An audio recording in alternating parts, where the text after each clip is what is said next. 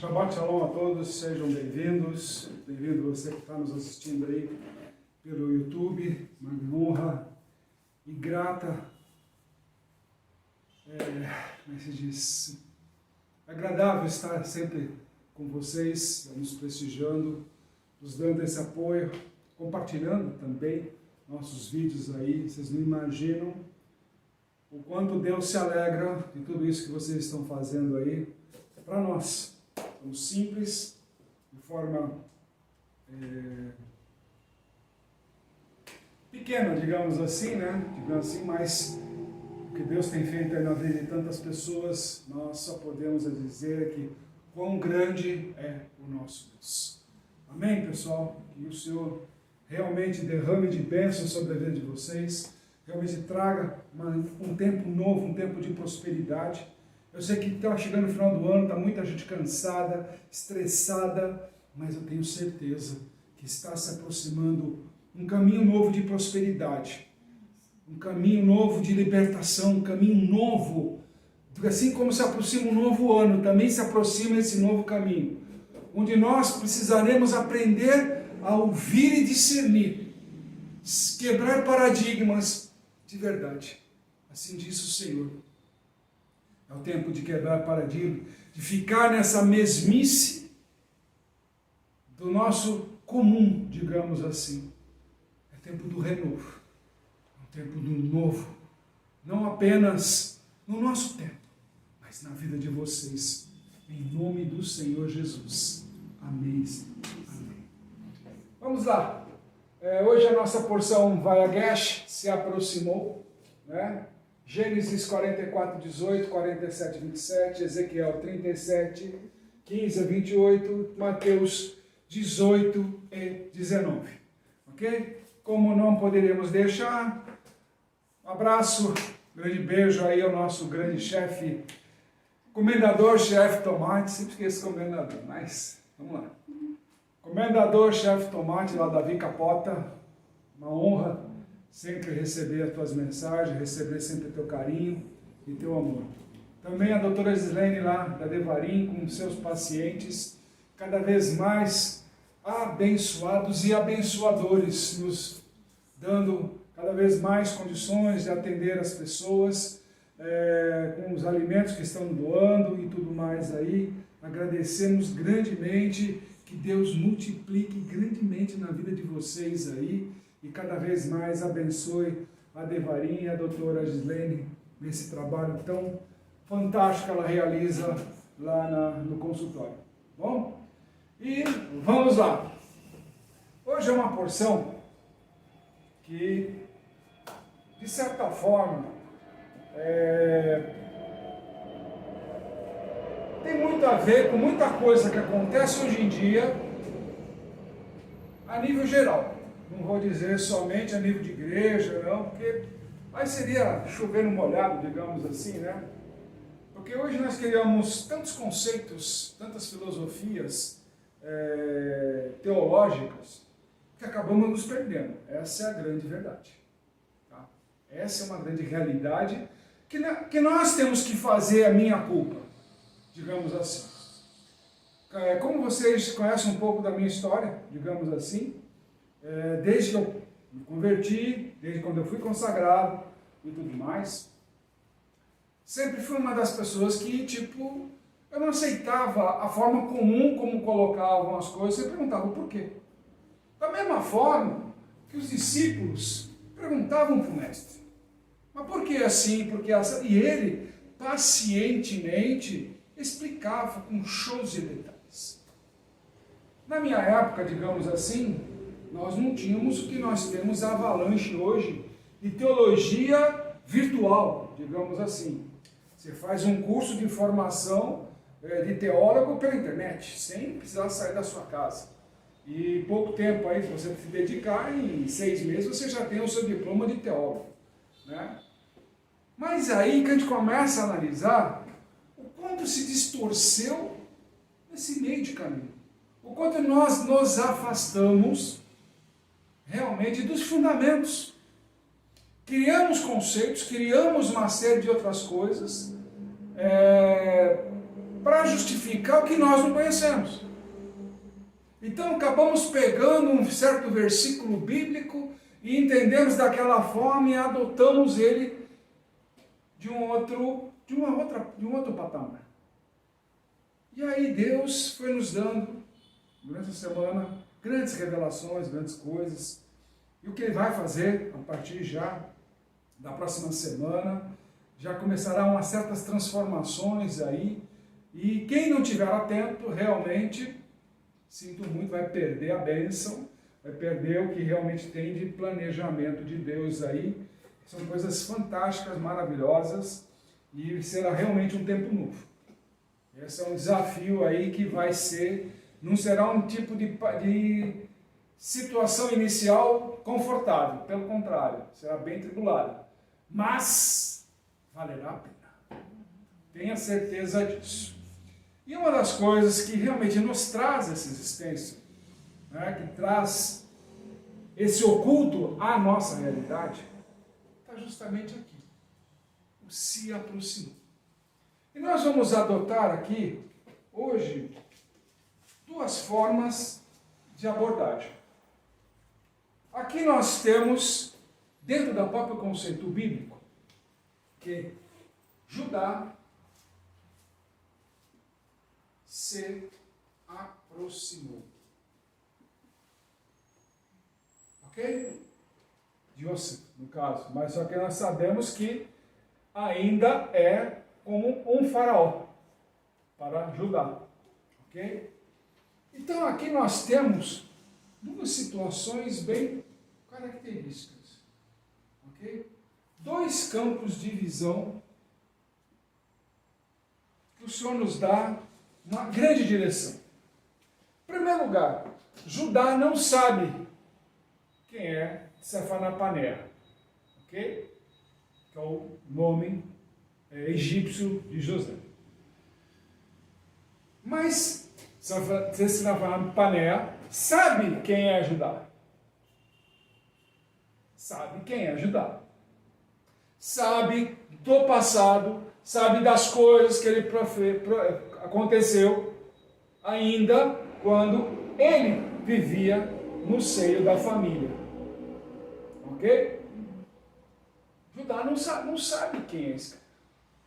Nós temos duas situações de visão e duas realidades totalmente diferentes.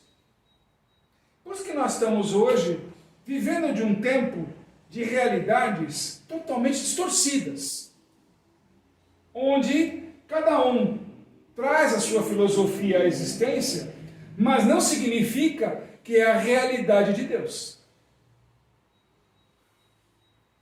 Por isso que eu falo, nós nos afastamos muitos de uma realidade. Judá, se nós colocarmos aqui como um povo judeu, que é a descendência do povo judeu, ele irá se aproximar de Cristo. Porque Sephanapaneah, nesse exato momento, ele está transparecendo Cristo. Antes que comecem as críticas, principalmente do povo judeu, já vou explicar já o porquê dos detalhes aqui. Porque as pessoas estão rápidas hoje em dia para sair criticando ou chamando a gente de maluco, aquela coisa toda. Calma. Eu vou dar exemplos hoje em dia de que eu não estou louco. Mas sim trazendo à existência o que está oculto dentro da Bíblia. Dentro da Bíblia. E vocês vão ver na realidade o que está acontecendo. Ok? Tenham calma. Hoje o vídeo é gostoso, vocês vão ver aí, vão se divertir bastante aí. Se der, ainda conto umas piadinhas para vocês, tá bom? Vamos lá. Então, Judá está se aproximando do modelo nosso de Messias. Ok? De uma era messiânica. Nós estamos verdadeiramente já às portas dessa época messiânica. Quando nós falamos, Jesus está voltando, aquela coisa toda, não é simplesmente mencionar que o rei está de volta, mas sim que nós estamos nos aproximando dessa era dos 1000 anos, a era messiânica.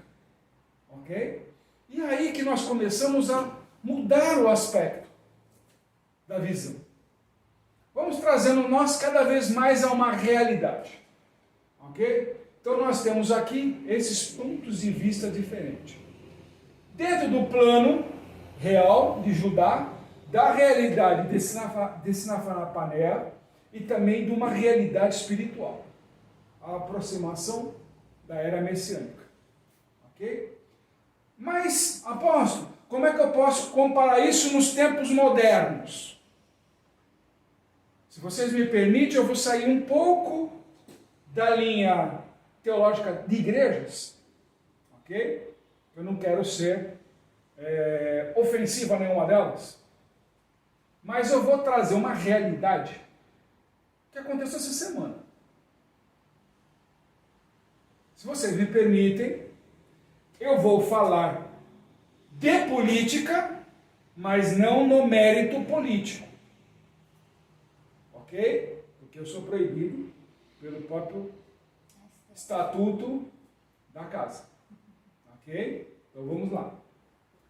Essa semana, todo mundo sabe que aconteceu lá no Congresso Nacional, aqui no Brasil,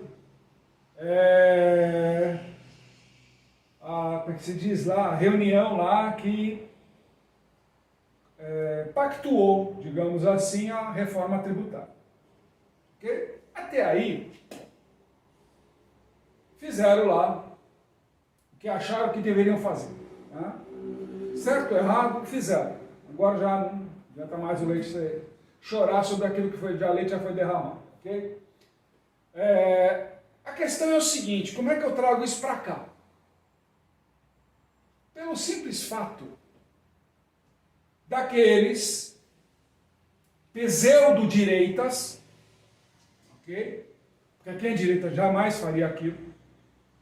Porque se aquilo lá que foi feito apenas justifica vandalismo do dia 8 de janeiro.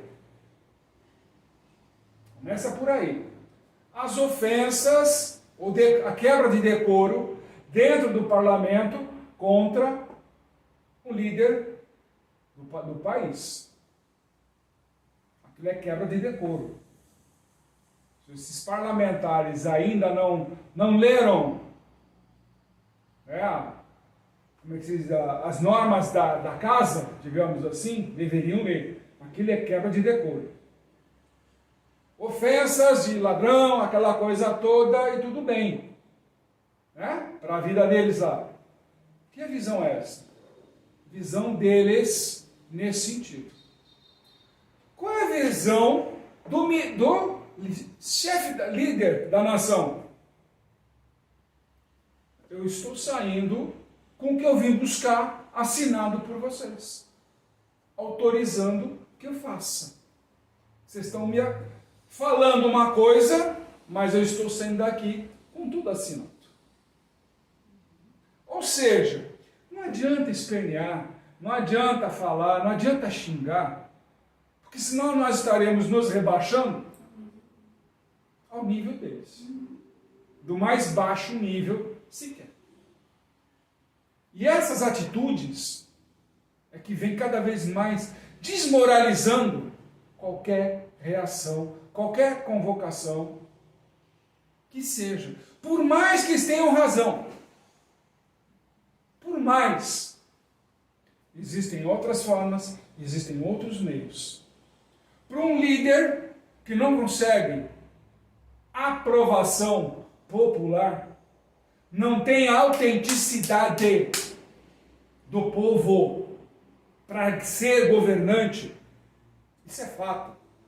Porque se tivesse autenticidade do povo, ele estaria andando nas ruas. Mas ele não tem autenticidade. Ele precisa de uma prostituta para dizer que é a primeira-dama, ok? Para liderar o país. Foi palavras dele mesmo essa semana. É a conselheira dele. Nós sabemos do passado da primeira-dama. Nós sabemos. E a hora que acabar esse reinado de primeira-dama, ela volta a ser o quê? dela, da natureza dela. Vai mudar a natureza dela, por acaso? Não. Então, está aí. Todo mundo sabe, inclusive até com faixas dela, foto dela, antes de tudo isso daí acontecer. Está aí. Todo mundo sabe, todo mundo já está careca de saber. Então não adianta vir agora, não, vamos tirar do ar, vamos apagar, vamos fazer... Vamos parar de esconder a realidade?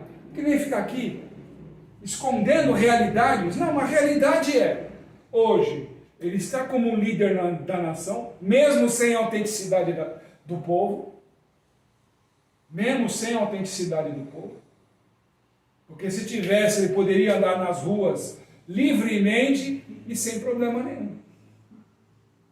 Então nós temos esse tipo de situação. Voltando aqui, Judá está olhando para ele aqui como o cara que é dono da grana, dono do alimento, dono de todo um conforto, de um poder, para ele que tipo assim, cara, eu tenho que me sujeitar a esse cara, pô, mas eu vou ter que quebrar as coisas do meu Deus, aquele negócio. Não, cara, olha o que Deus está fazendo. Colocou um próprio servo dele para ajudar. Judá? Não. Judá, ou judeu, a se tornar a nação que é hoje.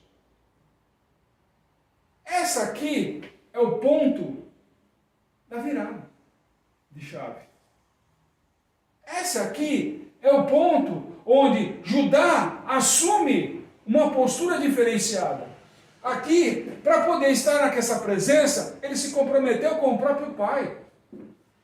Porque se ele não trouxesse o irmãozinho dele, Benjamim, irmão de Tessinapané, ok? Yosef, né? José, irmão daqui, tinha que trazer de volta. Porque se não trouxesse, o pai morreria, ele morreria em vergonha. Só que Judá aqui falou, peraí, Senhor, posso me aproximar do Senhor? Posso ter uma conversa com o Senhor? Teve a conversa. E teve a conversa, explicou tudo isso que eu falei para vocês. Mesma coisa que eles estavam falando agora. O que adianta vocês me xingarem? Se eu estou saindo aqui do Congresso Nacional debaixo do braço, com tudo assinado e aprovado por vocês. O que são vocês? Um bando de louco? Respeitando, me permitem, bando de louco, a gente sabe que é a torcida do Corinthians, né? Me perdoem, pessoal, perdoe nação, me perdoe de verdade. Um bando de maluco, vai, vamos lá. Sem noção, bando de irresponsáveis, vai, digamos assim. Um bando de irresponsáveis.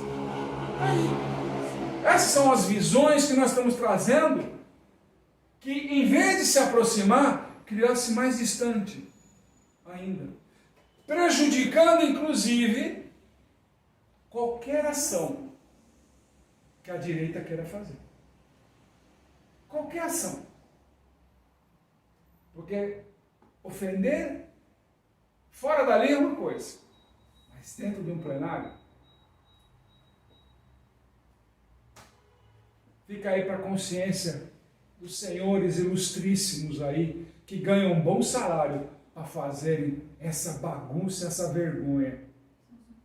Vergonha. Vocês são uma vergonha para a nação brasileira. Nós não merecíamos. Nós que ficamos lá na frente dos quartéis e tudo mais, nós não merecíamos passar essa vergonha da boca de vocês. Não é mérito nenhum, pelo contrário, um desmérito. Um desmérito. O povo já faz a ação deles. Encaixota aqueles que ele falam que é o líder da nação, né? Dentro do palácio. Já perceberam isso? Nós encaixotamos ele lá dentro do palácio. Eles não saem à rua sem ser ovacionados pelo povo.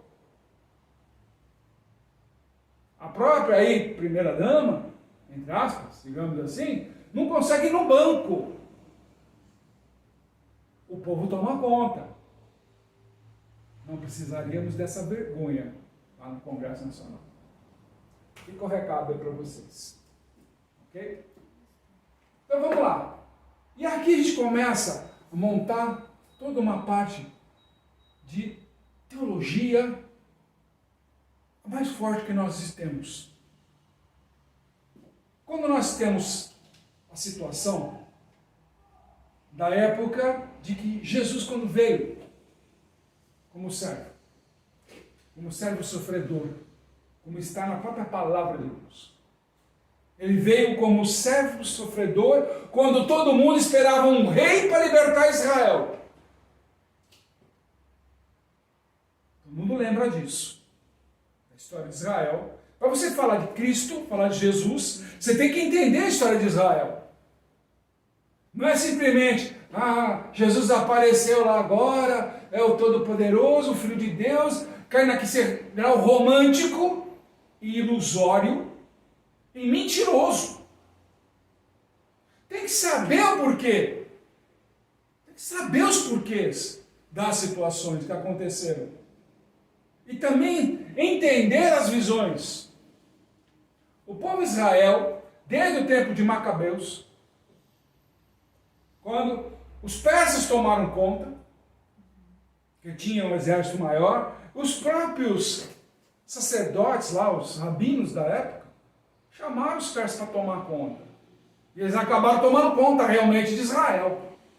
Para que nenhum inimigo viesse para Israel, aquele negócio todo, eles entraram, foram permitidos a ele. Só que depois, para tirar os persas, eles foram fazer acordo com Roma. Aí os romanos entraram em Israel para expulsar os persas. O que aconteceu? Domínio romano.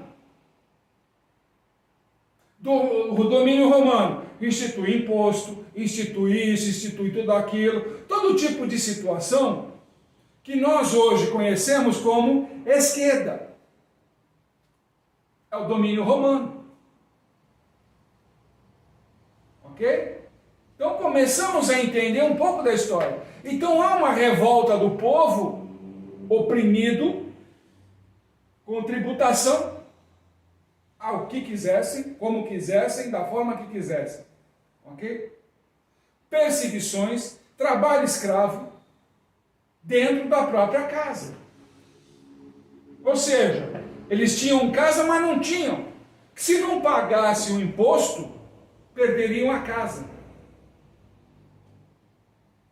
E não tinha que nem hoje, uma tabela de preço, ou uma tabela disso, tabela daquilo. Não, era que chegava lá, é isso que eu quero, e tomava o gado. Não, mas é o meu gado que eu preciso para produzir o leite, para poder tirar dinheiro. Interessa, nós queremos esse gado. Era assim que era a brincadeira lá. Quase igual de hoje. Então, esse conceito de política romana, digamos assim, está instalado no mundo inteiro hoje. Está instalado no mundo inteiro. E aqui ganhou mais força porque resolvemos dividir. Né? Como é que fala a velha frase? Né? Vamos dividir para conquistar, não é isso? E assim ensina lá o... Esqueci o nome, o Arte da Guerra lá. Esqueci o nome dele. Me perdoe. Daqui a pouco eu lembro. Sun Tzu, né? A Arte da Guerra diz isso. Dividir para conquistar. É o que foi feito hoje na política do Brasil. Criou-se quase 50 partidos políticos para dividir, só que foi para eles conquistarem. É uma realidade nossa.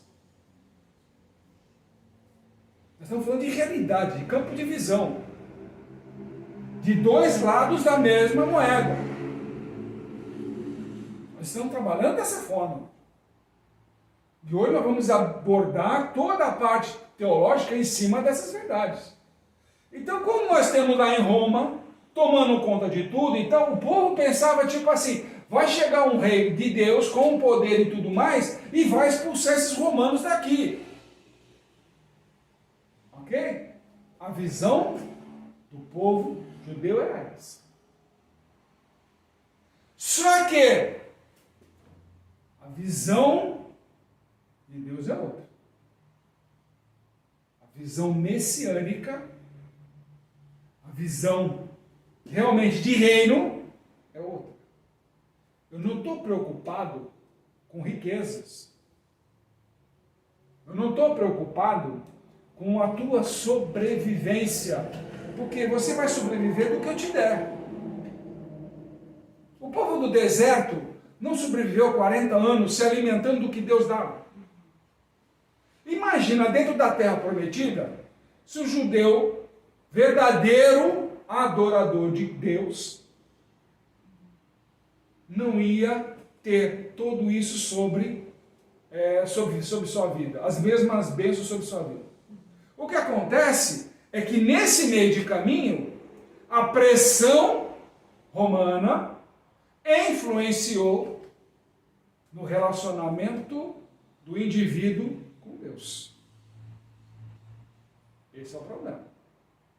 É a mesma coisa que acontece nos dias de hoje. Hoje se dá muito mais valor a um culto virtual do que um culto presencial. Onde a pessoa certamente não presta atenção em metade do que aquilo que é dito. Do que aquilo que é pregado pela liderança a qual ela segue. O que demonstra, mais uma vez, falta de responsabilidade com a paternidade. Ou seja, não honrará teu pai e tua mãe. Ou seja, rasgando um dos pontos dos mandamentos. Ok? Aí essa semana não me perguntaram, mas os mandamentos acabaram. Eu falei, tá bom, mas se o próprio Senhor diz que mandamento, tudo se resume em mandamento de amar a Deus sobre todas as coisas, e a teu irmão como a ti mesmo, e ele mesmo diz que eu coloco hoje um novo mandamento, de amar como eu te amei, então também está rasgado. Entra nessa, digamos assim, fogueira santa, digamos assim, de acabar com os mandamentos, cada um agora faz o que quer. É isso. Isso é uma visão limitada. Não tem visão de reino. Por isso que surgem esses pseudo-pastores, prefiro dizer assim, digamos, o cara está, judaizando. O cara é judeu. Todos os rótulos aí que vocês imaginaram que eu já recebi, ok? Já passei por tudo isso, continuo passando. Infelizmente, né, há ministros por aí que ainda não enxergaram, porque tem essa visão limitada como a de Judá naquele momento. Porque não conseguem enxergar realmente a visão de reino. Falam de reino, mas não tem visão de reino. Não sabem se aproximar. Não sabem olhar e falar, epa, peraí, por que você está vindo em guerra? Por que você está falando em domínio? Por que você está falando em riquezas? Por que você está tão preocupado com dízimos e ofertas, digamos assim? O que mais hoje rola é a preocupação em dízimos e ofertas, vamos ser sinceros. Não há um culto hoje em dia que não seja feito a central de cobrança, digamos assim, como é que chama? O pessoal da... Como é que é? O telemarketing de cobrança, não é isso? Tá lá. Faz o telemarketing dos dízimos e oferta. Olha, não esquece de pegar o seu envelope, olha lá, olha os envelopes, vamos fazer agora, vamos fazer um desafio com Deus, vamos fazer propósito, vamos fazer... Não é assim, pessoal? Que visão é essa? Essa daqui. Uma visão limitada, não a de reino. Porque na visão do reino, a gente já sabe, Deus proverá. Deus proverá. Só preciso entender o ponto da visão. O ponto de visão. Você pode me chamar de ladrão, mas eu estou saindo aprovado para me fazer o que quer por vocês. Olha a visão. Enquanto você fica preocupado em me xingar. Mas eu consegui e estou saindo com tudo aprovado. Vocês estão entendendo o campo de visão? Mesma coisa aqui. Judá está passando fome, precisa levar comida para casa. Ele se apegou em quê? Em sustentar a barriga. Só isso, não passar fome. Estava diante dele a visão de reino. Eu tenho um reino para te oferecer, Judá. Eu tenho um reino para te dar. Só que nesse meio de caminho, o que aconteceu? Se perderam e se tornaram escravos. Porque a visão do reino requer o quê? Disciplina. E eu preciso dos mandamentos para me ajudar na disciplina. Aquele que está rasgando e abdicando dos mandamentos está falando, eu não quero disciplina. Então, ou seja, o reino nunca estará contigo. Fato. Nós fizemos uma grande bobagem, digamos assim, quando nós afastamos dos fundamentos antigos. Ah, mas isso é coisa de judeu. Não.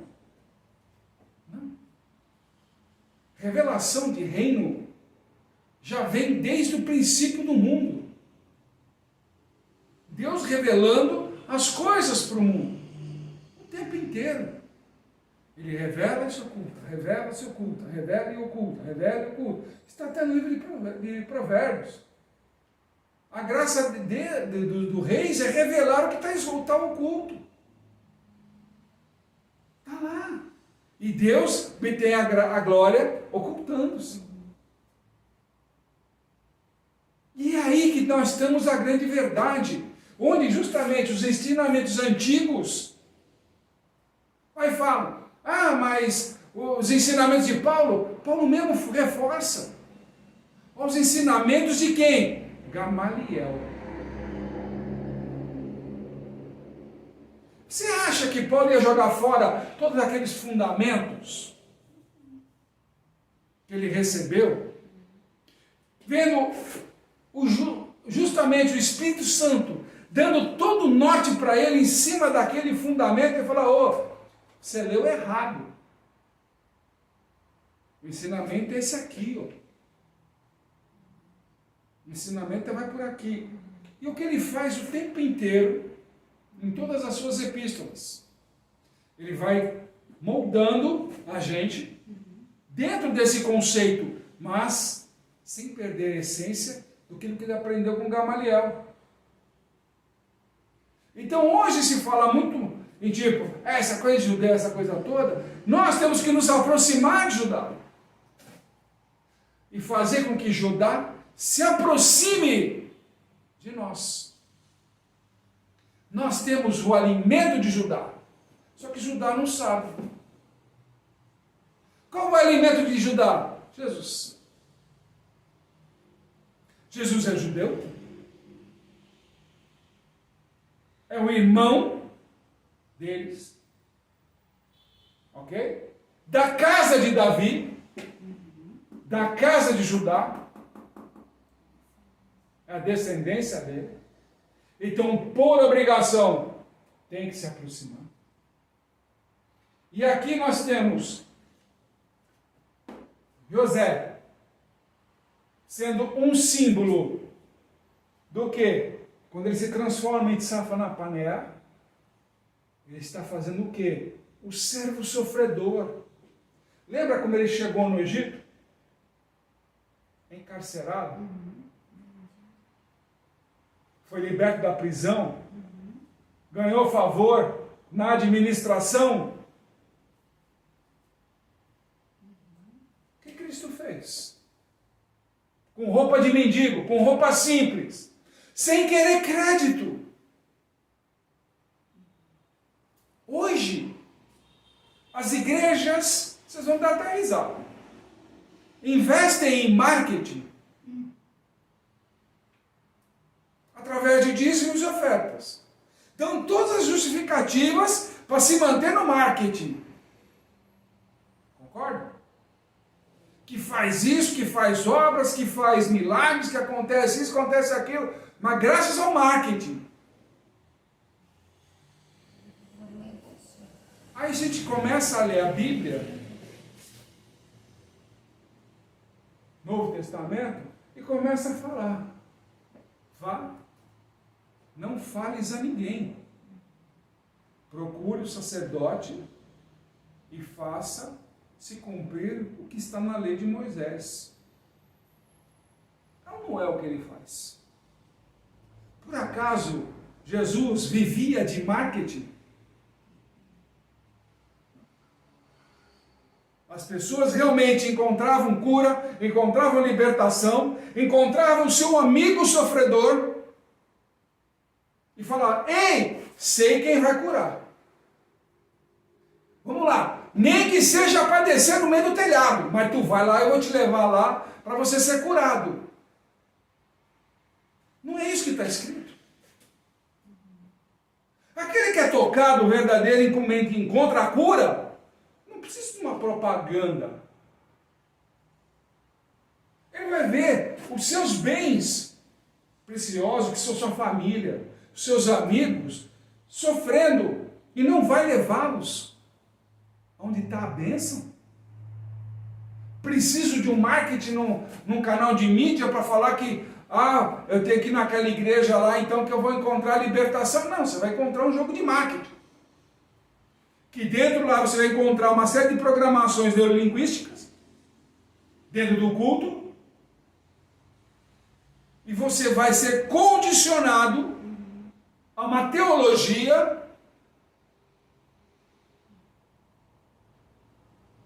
de ofertas e riquezas. Quando o Senhor mesmo pregou por misericórdia. Está dando para pegar os campos de visão do reino? E o que não é do reino? Então nós temos assim situações que nós temos que começar agora já a olhar. Porque se nós também não nos aproximarmos de Judá, ou seja, não se aproximar de Israel, nós não veremos quem? O rei. Não veremos o rei, não. Não é que nem programam por aí: não, eu já estou salvo porque eu aceitei Jesus. Vamos parar de romantismo. Vamos começar a ler melhor a Bíblia, vai? Vamos parar de romantismo.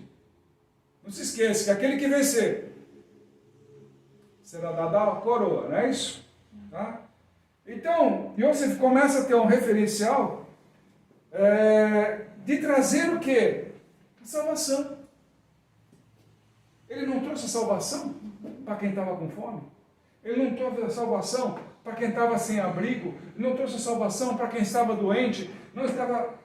Tudo é a representação do Messias, que foi transferido para Judá. Por quê? Judá se aproxima. Nós estamos fazendo verdadeiramente Judá se aproximar? Ou estamos já declarando: é coisa de judeu? O cara quer judaizar. O cara não sabe nem o que é isso. Te garanto. Se soubesse, não falaria. Ainda mais sendo ministro. Da boca de quem não conhece, ele até tolera. Mas da boca de ministro, devia ter mais responsabilidade. Ok? E aí nós temos a confirmação desse tempo messiânico através do quê? Do famoso cálice de prata. Lembra? Que foi encontrada nas coisas lá, e o Benjamim foi considerado culpado, aquela coisa toda, e tipo, traz seu pai. Não é isso? O cálice de prata. Você acha que a Santa Ceia foi celebrada com o quê? Se o cálice, a prata, representa a redenção, e nós estamos buscando quem aqui? Não é a redenção através do Messias? O nosso Redentor? Se você trabalha a vida inteira buscando a vida eterna, você está buscando a redenção. E a redenção está em Cristo. E Cristo é a prata. É representado pela prata. Tanto que no tabernáculo, se vocês olharem depois lá, a partir do capítulo 20 de Êxodo, vocês vão ver lá que a base do tabernáculo é toda de prata, representando redenção. Ah, mas onde está tudo escrito aqui? Nos antigos escritos. Que a teologia moderna rasgou. Faz cultos de homem hoje em dia. Teologias de homem. Andei vendo alguns cursos, algumas coisas aqui. Falei, pessoal, fala sério. Vieram me oferecer essa semana um curso que, segundo falaram, custa mais de R$2.000. Fala assim, ó, o senhor paga R$150, já está na mão. Vitalício. Peraí, mas o custo não era R$2.000? Vou pagar 150 e ter direito ao mesmo curso? Que isso? Que isso?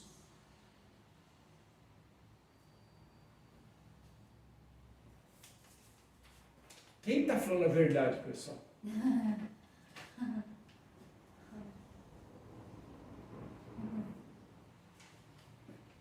Como bom estudioso, recomendo a vocês, vem aprender aqui, vai. Hora de frescura aí, vem aprender, vai. Vem aprender. Ah. E aqui também estuda Cabalá também, viu, pessoal? Eu gosto da Cabalá porque para me ajudar na gematria. Por isso que eu estudo o alfabeto hebraico. Tá?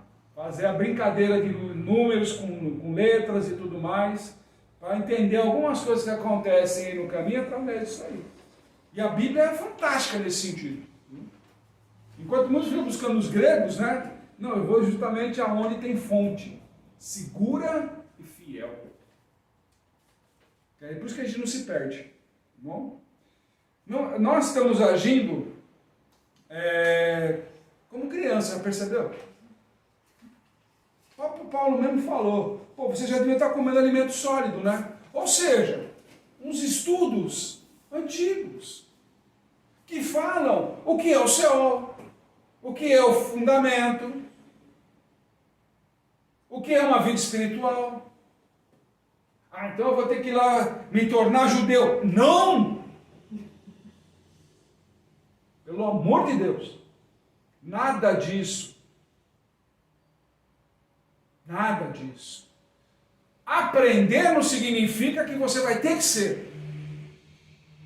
Eu aprendi e não me tornei. Mesmo com todas as portas escancaradas para que eu me tornasse. Mas o nome do Senhor Jesus foi muito mais forte na minha vida e no entendimento daquilo que eu devia de seguir o caminho. Pois Ele é o caminho. E através dele me levou a conhecimentos que eu agradeço até hoje, e fundamentos que eu agradeço até hoje. O meu paizão, na época, né, Paulo Jesus, sempre me falou, filhão, vai estudar. Mas vai. Ele foi o maior incentivador da minha vida teológica até hoje, foi ele. E segundo foi o apóstolo Arles também, que já nos deixou também. Também foi outro que deu incentivo para que eu continuasse. Então, ou seja, as minhas fontes foram sempre aquela, vai atrás porque vai ser necessário lá na frente. E agora nós estamos vendo que nós estamos vivendo teologias, filosofias vãs. Como o próprio apóstolo Paulo mesmo disse. Estamos nos alimentando de equações de homens que vendem algo que não é real. Não é real. Não tiveram essa vivência. Você quer saber? algumas teologias por aí que vem do meu tempo de menino. Pra você ter uma ideia. Sabe aquele tempo que você começa a estudar livro de bruxaria, que você está solto no mundo, não tem compromisso, aquela coisa toda? Mesmo na época eu era católico, coroinha, aquela coisa toda, mas você sabe que o catolicismo me permite um monte de coisa aí, está aí aberto em tanta coisa aí nesse caminho. E muita gente aí também adota o catolicismo e uma série de coisas, mas segue outros fundamentos e tudo mais, e vira uma balbúrdia toda que nem uma apresentadora falou, que toda a religião é tudo igual. Botou nesse mesmo celeiro aí essa brincadeira inteira. E nós sabemos que isso não é verdade, né? Isso aí é uma coitada que ainda não encontrou Cristo, né? Então, como está cheia de dinheiro, né? Então ela fala o que quer e como quer, porque tem patrocinador. Mas o dia que perder esses patrocinadores que estão logo pelo caminho, né? Eu quero ver onde ela vai parar. Mas vamos lá. Então, quando eu era criança, então eu aproveitava e estudava esses livros aí e tal, para ter conhecimento de uma série de coisas. E o que eu vejo hoje em dia é muito dessas teologias de homem baseadas nesses livros antigos, que levavam por esse caminho, que falava de angiologia, de mestres ascensos, uma série de outras coisas mais, e hoje em dia utilizam nas aulas de hoje em dia. E eu fiquei impressionado com a falta de competência das pessoas de falarem de uma forma, não, porque o Espírito Santo me revelou. Eu falei, cidadão, você está num livro lá de 1900 e pouco. Como o Espírito Santo te revelou, cara? Fala sério. Você aprendeu com quem, de quem? Vamos ser sinceros. Vamos lá. Eu estudo aqui um monte de coisa antiga aqui e tal, numa boa, mas dentro de um conceito, dentro de um equilíbrio, dentro de uma base sólida. Como o próprio apóstolo Paulo mesmo diz. Não vão atrás de filosofia vã, não fui. Tanto que eu conheci todo esse mistério e hoje, depois, quando eu conheci Cristo, eu vi que tudo isso daí não me serve para nada. Como católico, eu adorava santos. Quando eu conheci Cristo, para que eu vou adorar imagens? Para que eu vou acender velinha para anjo da guarda? Se quem tem que dar ordem, não sou eu, e sim Deus. Ou seja, tudo é vinculado numa única situação. Se aproxime de Deus. Qualquer outra coisa que te leve ao entendimento de que eu conheço de anjo, que eu conheço de reino, que eu conheço disso, que eu conheço, já está errado. Esse é o conceito.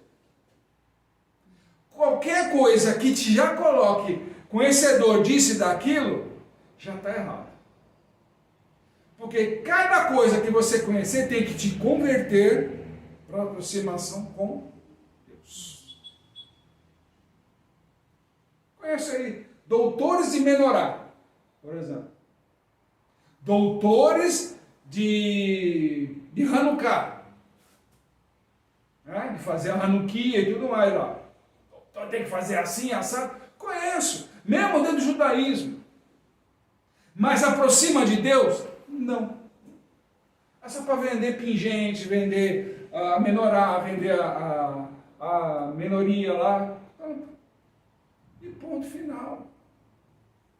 Vender, mezuzá, usa até como pingente, em vez de ficar na porta lá com a promessa. Tudo isso daí foi deturpado pelo homem.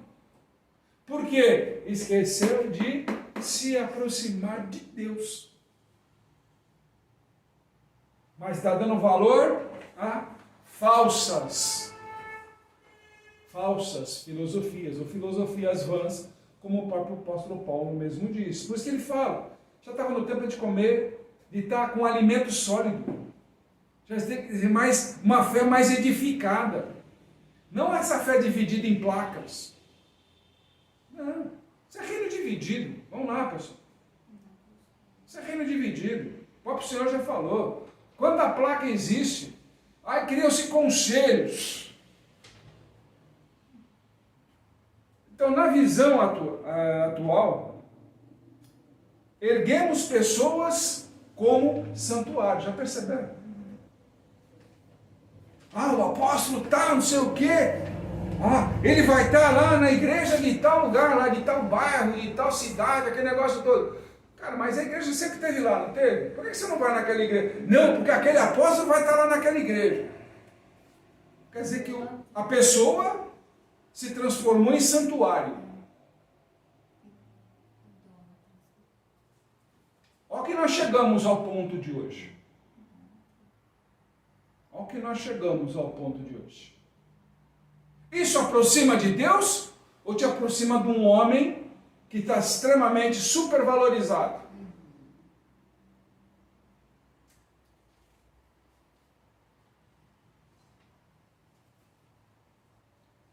E aí você começa a perguntar, mas como é que a gente perdoa tudo isso? Vai pagar? Como é que a gente perdoa isso?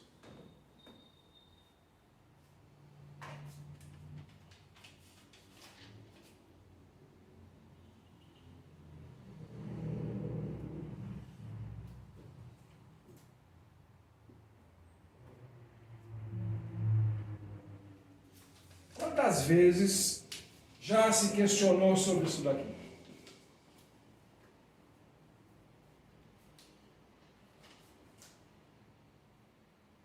Se a gente começar a analisar, só vou colocar uma situação aqui para vocês.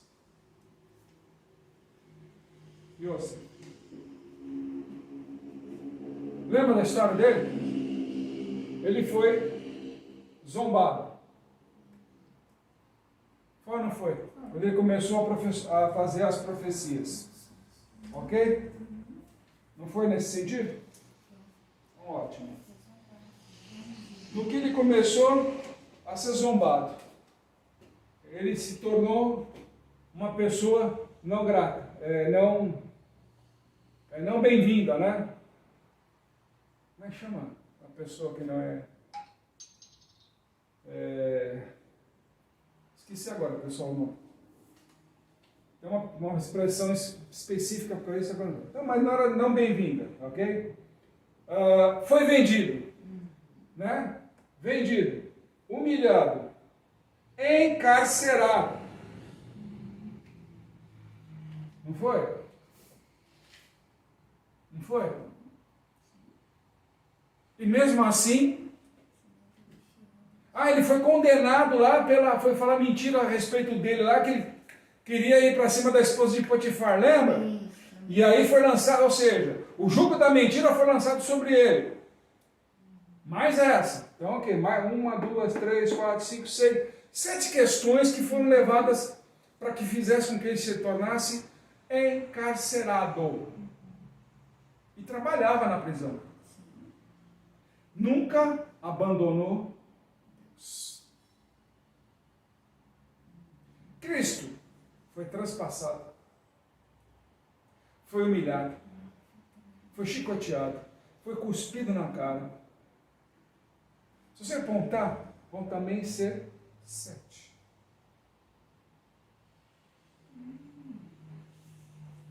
Sete situações. Está no livro de Jeremias, inclusive, não é isso? Está lá.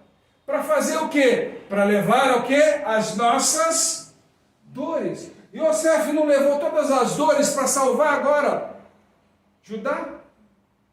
E seu pai,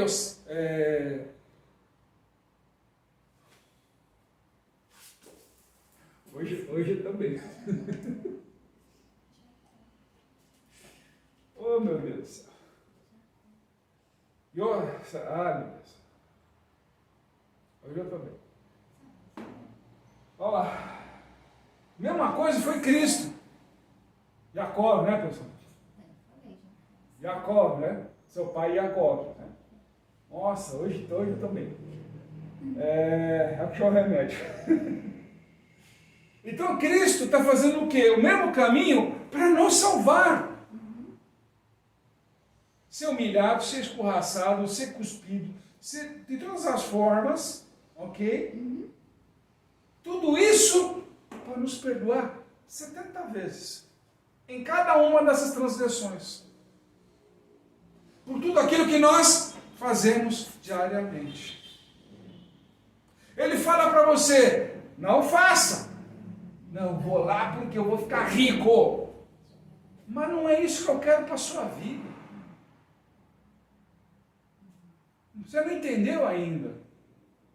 Ah, não, mas eu quero uma vida plena, tranquila, regada com vinhos, bom carro, uma vida... Mas eu não quero isso para você. Você já parou para pensar? Porque você pode ter com a visão de Judá, só para matar a sua fome, os seus desejos, as suas necessidades. E Deus está mostrando uma visão de reino. Qual é a visão de reino? Antes de você cair no ouvido dessas arapucas que tem por aí. Que nem eu vi agora há pouco, o cara falando lá que tinha que levar lá no culto, de novo, a famosa rosinha vermelha, né?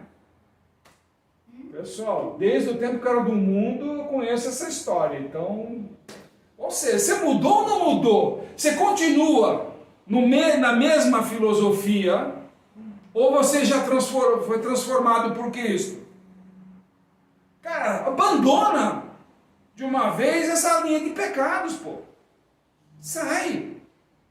Oh, não, vou levar a Rosa para ela ser ungida lá. Oh, uma sexta-feira ainda por cima. Ah, fala sério, né, pessoal? Larga disso, tá vendo como tá cheio de filosofia vã? Que só te leva para o buraco. Estão percebendo as diferenças? Visão de reino não é isso que vai te levar para a riqueza. O reino de Deus vai te levar para um tempo de bonanças, de prosperidade.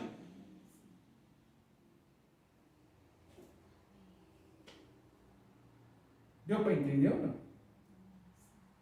A riqueza pertence a Deus. Ponto. Acabou. É só dele. Você está de olho na coisa de Deus? Você está cobiçando as coisas de Deus? Que isso?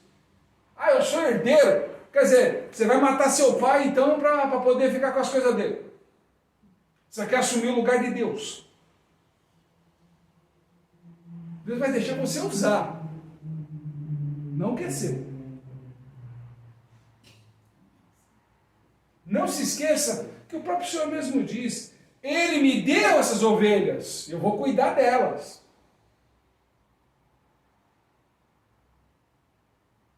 Deu para prestar atenção ou não? Mas essas ovelhas são dele. Ele me deu para tomar conta. Mas elas são dele. É a mesma coisa com aquilo que você tem hoje.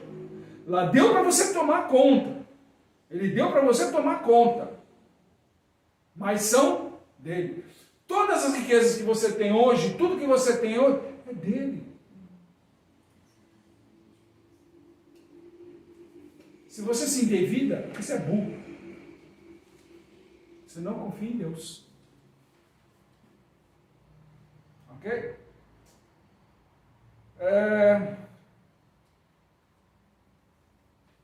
Isso daí vem provando uma coisa que está aqui no capítulo 19.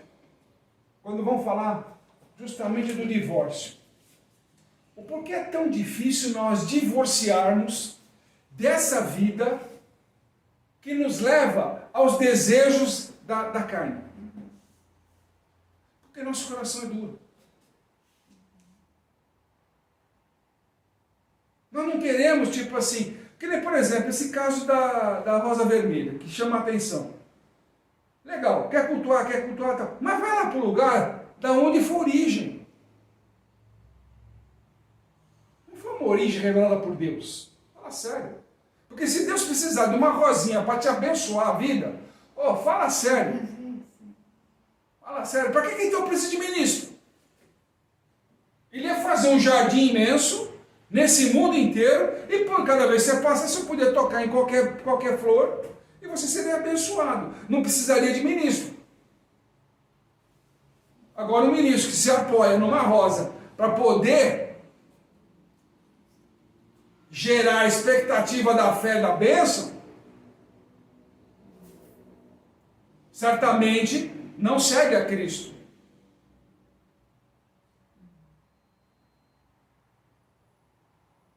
Concordam ou não? Está vendo como é a visão de reino é diferente?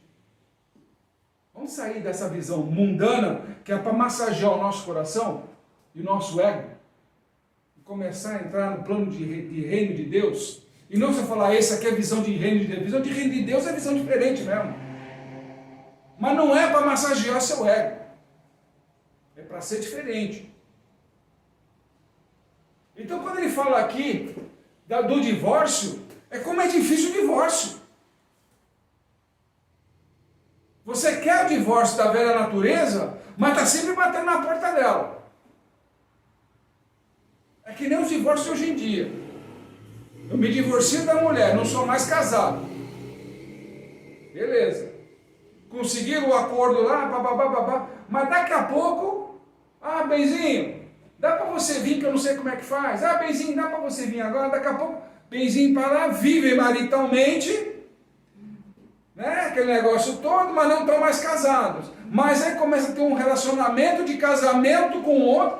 Está vendo onde entra a prostituição?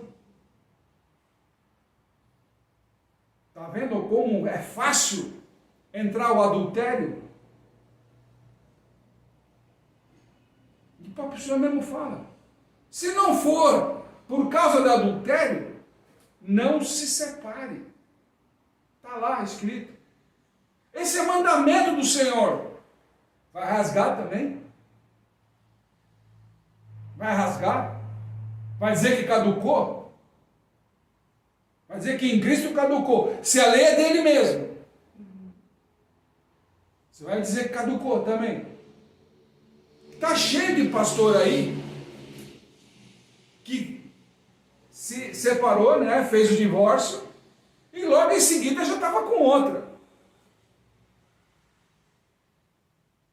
Está aí. Está cheio por aí. E famosos, hein? Está cheio por aí. Cometeu adultério, sim. Porque a mulher já é de outro. E aí? E aí? Mas ele é pastor. Não vai perder a bênção? Não vai perder a credibilidade por causa disso? Ou seja, rasga também o capítulo 9, 19 do livro de Mateus. É isso? Está vendo? As visões que nós temos tendo hoje, as visões que o mundo está ofertando para nós hoje em dia. Está vendo que as coisas estão começando a caminhar bem diferente? Ou seja, nossos próprios sentimentos, optamos pelo divórcio da situação, mas não do que nos endurece. Muitas vezes nós queremos nos livrar de uma situação, e aquela situação está endurecendo cada vez mais o nosso coração. Gosto daquela situação porque eu sou assim, me tratam assim, parará, mas não estou aguentando mais. Eu vou sair, vou ficar só de, como falar, de assessor, né, digamos assim. Porque eu quero crédito, quero médico, eu quero aparecer em evidência. Ou seja, ego. Eu quero a fama, eu preciso ter as curtidas na minha página lá, eu preciso ter os likes, eu preciso ter isso, eu preciso ter aquilo. Pessoal, não esquece de dar o like aí embaixo, tá? Pra gente. Tá? Não esquece. Dá um likezinho para nós aí, segue a gente aí, não esquece, tá? Se possível, né? Se você gostar da gente aí. Também se não gostar, que Deus te abençoe do mesmo jeito, tá? Então vamos lá, pessoal, tem muita gente que depende disso. É até um problema psicológico até. Pessoas que tipo, ninguém me curte, ninguém me dá like, ninguém gosta de mim, não sei o quê, papapá. Eu não estou nem aí. Eu fico pensando mais no próximo.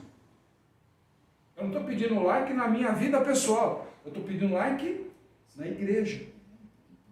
Na igreja chegar na vida do nosso semelhante. É para isso. Os likes que nós estamos pedindo aqui é para que esse vídeo chegue na vida do próximo, do nosso próximo. Para isso. Para colocar ele no caminho da verdade com Deus.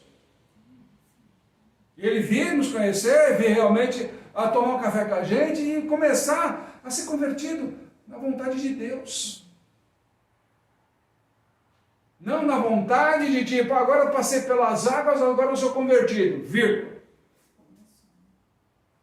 Vírgula. Não é assim.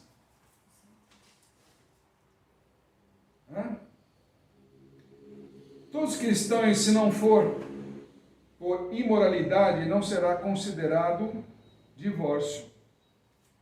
Se casar, será adúltero. Volto a repetir, não sou eu que estou dizendo, e sim Cristo.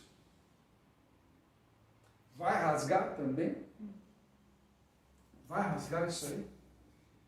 Então nós temos assim uma situação muito firme sobre isso, no final do capítulo 19.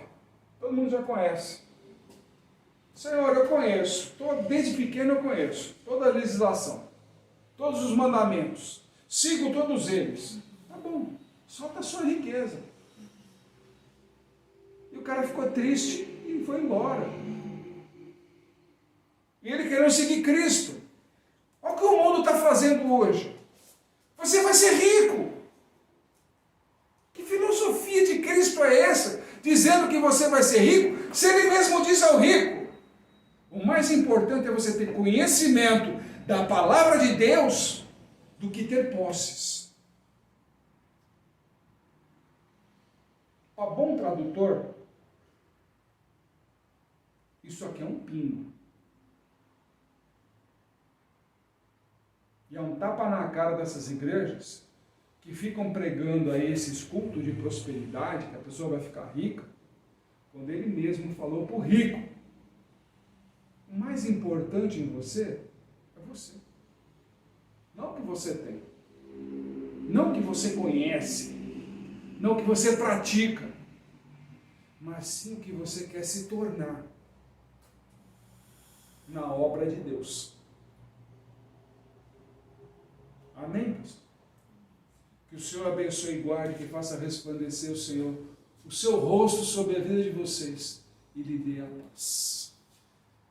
Shabbat Shalom, abençoados a todos vocês e um tempo novo e próspero sempre. Em nome do Senhor Jesus. Amém, amém e amém.